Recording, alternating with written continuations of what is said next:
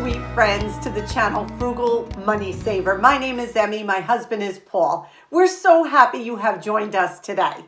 We have a great old-timey, old-fashioned video for you. We are going to be sharing a recipe from the 1959 Better Homes and Gardens Holiday Cookbook. We're also going to share some really good tips for our no spend, low spend January 2023. And we're also going to be talking a little bit about how we can reach out to others at this time of year as well. These are all great money saving tips, hints, and we are ready to begin.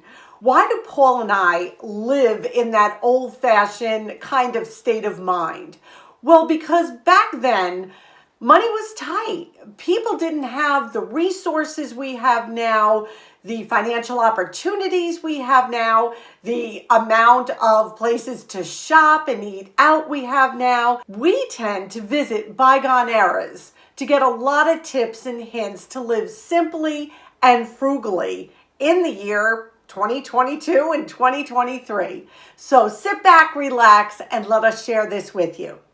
First thing we're going to do is get into the kitchen and create a mouth-watering recipe from over 60 years ago. Here we go.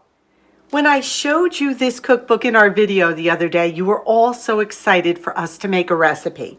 And I think we found a great one. This cookbook is circa 1959. It's a Better Homes and Gardens Holiday Cookbook.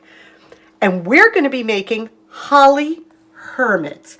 Now, I'll let Paul leave that there for a minute if you want to take a screenshot of that so that you can make this recipe along with us. Guess whose kitchen you're in? Look at this. Okay, let's get to the ingredients. You're going to need a half a cup of shortening. I don't use shortening, so I have a half a cup of butter. 1 egg. It called for a full cup of brown sugar. I'm knocking it down to a half a cup. There are so many sweet fruits in this.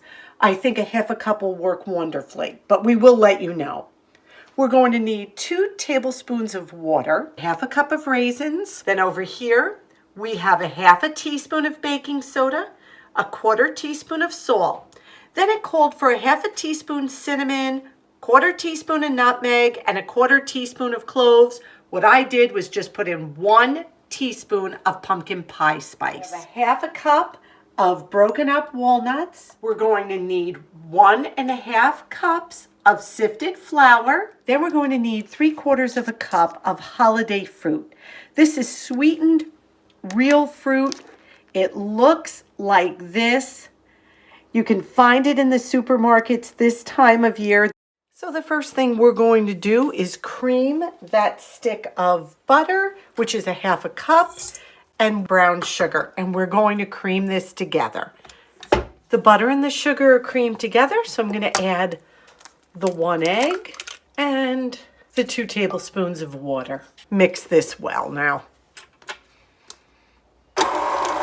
Now to our wet ingredients. We are going to sift together the 1½ cups flour, the pumpkin pie spice, the salt, and the baking soda. I don't have a sifter.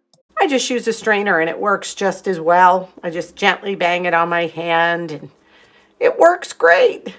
And it's one less thing in the kitchen actually. And now we're gently going to mix this all together. Okay, that's all mixed together. We're going to add our 3/4 cup of the dried candied fruit, our walnuts, raisins as well. And we're going to mix this all together now. The batter is a little stiff, but just take your time and incorporate everything. Everything is incorporated. This is going to be such a yummy cookie. And I have my in-laws in mind while I am making this one.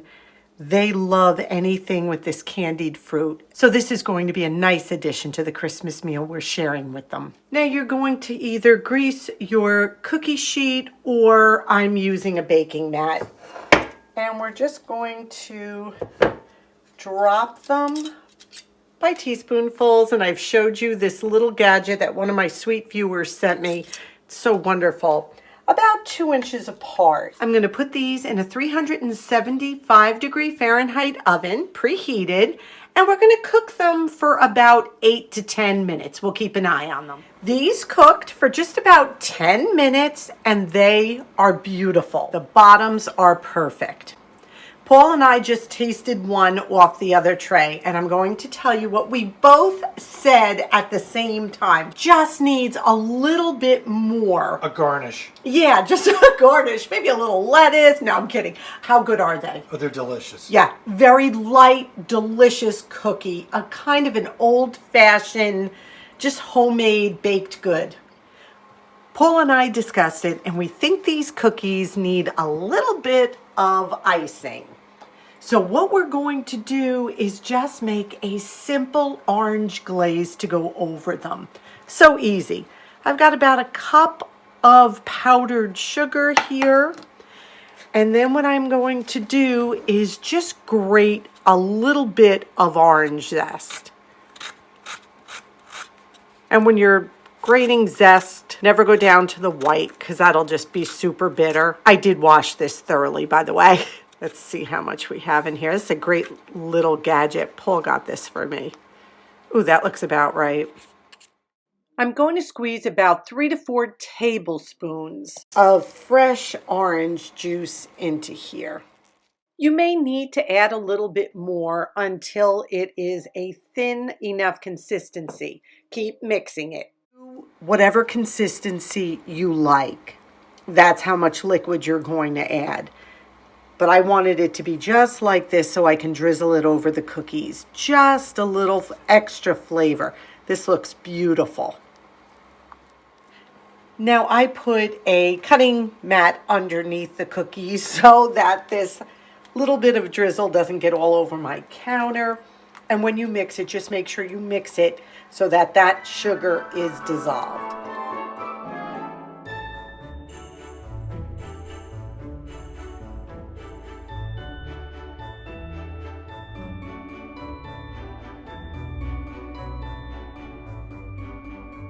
Here's our finished product. Now we're going to let them sit for about 30 minutes just to let the icing harden a little bit. I think the orange glaze will just brighten the flavor of these cookies just a little bit.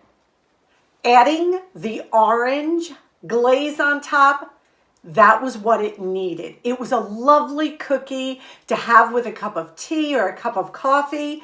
But for this time of year, it was going on a Christmas platter, and we really wanted to just zhuzh it up a little bit, and that orange glaze did it. You could have done lemon as well. That glaze just took that cookie to the next level. So this was a good one. I encourage you to try making it if you still need an extra cookie for the holidays or anytime. It was really good. Now, I want to share with you some viewer tips that have been coming in to help you on our low spend and no spend January 2023.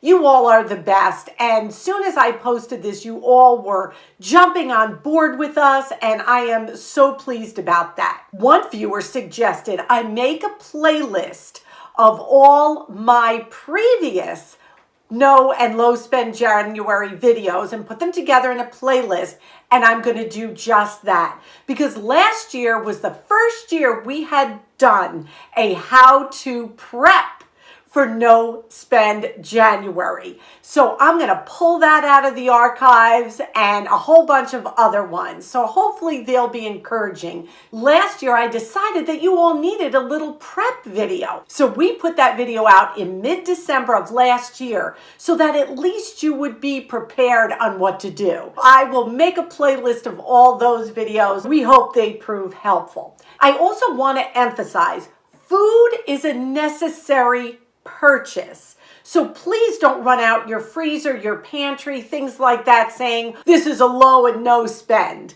So please don't do that. And remember to keep up with those loss leaders. Food is necessary. January has some great deals on food, especially frozen foods, canned foods. So this is the time to stock up. This challenge really doesn't apply to food. It's really more non-essential purchases again. That's the first thing. Now I want to share with you some really great tips from our viewers for a successful no spend, low spend January. The first one viewer said she takes a $20 bill and she uses that for anything that is non-essential that she may really want or need. And just that $20 bill, and she limits herself to that. So I thought that was a great idea. You all have to remember, there are no hard, fast rules for this challenge. You're going to do what you're comfortable with. It's all up to you. Please remember that. You know, I always emphasize you do you. Number 2, someone else suggested just take 1 week at a time for January's no spend, low spend. Just do a week at a time. Get through 1 week. Then think about the next week. If we tend to look at the month as one big picture, 31 days can seem long for no spend. But if you do it week by week, it kind of breaks it down into manageable little pieces, and that works. Excellent. Number 3, another viewer said that this is the best time of year to buy all those holiday supplies in January when they hit that 75 to 90% off. So if this is a time of year when you do stock up on those holiday supplies for the following year at 75 off and 90% off, then continue doing that, because that will save you money in the long run. So you have to be kind of savvy when you think about it. So that was a great tip. Number 4, delete your Amazon app.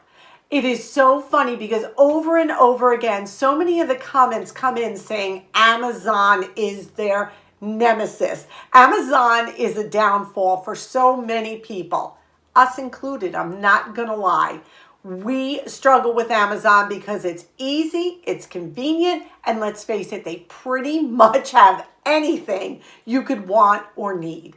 So for the month of January, delete that app if it's going to make you spend money on non-essential purchases. Number 5, another viewer said what she does is she keeps a running list of essential items she needs. Now in January, if those essential items are on a deep discount price, despite being on the challenge, she will purchase them. And again, very, very smart. These are essential purchases she may need. And if you get them at a deep discount in the month of January, then yes, that would be very smart to purchase them then. So there's lots of different ways to approach this no spend, low spend January. So you do what works for you and keep these ideas coming because you all are brilliant. And I say that to you all the time. Okay, now I want to turn the camera around again and just show you how I'm making a simple little cookie platter to share with those we love. Let's get into the kitchen. One of the old-fashioned traditions that I grew up with was always bringing a little something when you went to someone's house for a visit or to drop in and say Merry Christmas. And one of the things I love to do best is just put a little cookie tray together. This is just such a wonderful old-fashioned habit to get into. The tray I'm putting them on, we paid, I think, 50 cents for over the summer. And you don't have to load this, but just make it look pleasant. And always make sure that the tray is food safe. So I have a little bit of our frosted candied fruit cookies. I have some of the magic cookie bars we made, better known as Hello Dollies. I know some of you call it that. Put those out. We have some of the Christmas cracker toffee I made. Some with walnuts, some with peppermint.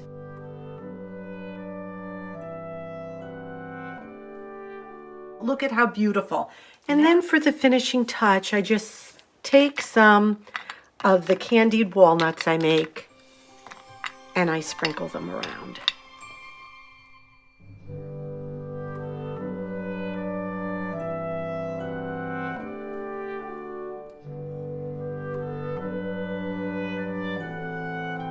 When you present a gift like this, please be aware of food allergies in the home you are presenting it to.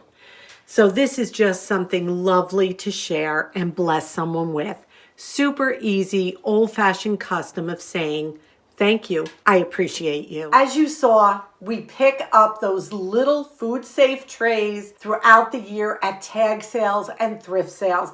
And when you present a little gift like this to someone, it is so appreciated. Not only are they getting all those yummy homemade goodies, or even packaged goodies. Remember, if you're not a baker or you're not into baking, a small package of cookies taken out of the package and arranged beautifully on a 50-cent platter just is such a thoughtful, beautiful gift. And no one is going to question that. Believe me, they'll love it. So this is just a great way to reach out to those you care about. And we need to remember, as this weekend is Christmas and Hanukkah has started, these holidays don't always mean joy to everyone. A lot of people this time of year could be a little sad or down. So remember those that maybe have lost a loved one in the past year, and this is the first holiday without them. Or maybe struggling with an illness, or maybe by themselves. Reach out to those that you know are in these situations. A simple phone call, a little letter to brighten their day, even a text to say, hey, I'm thinking of you, you're special, hope you're doing okay.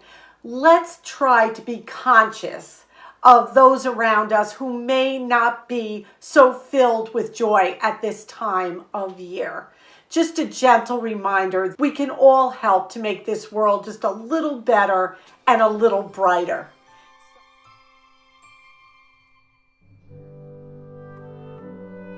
Emmy and I would like to wish you a very happy holiday, a very Merry Christmas, Happy Hanukkah, and just thank you again for watching our videos, giving us such good thumbs up, such great comments. We love you guys. We really do. We do. We wish you a very blessed, blessed holiday season. We love you. From our house to yours, Merry Christmas. Merry Christmas. And may God bless you. We wish you blessings.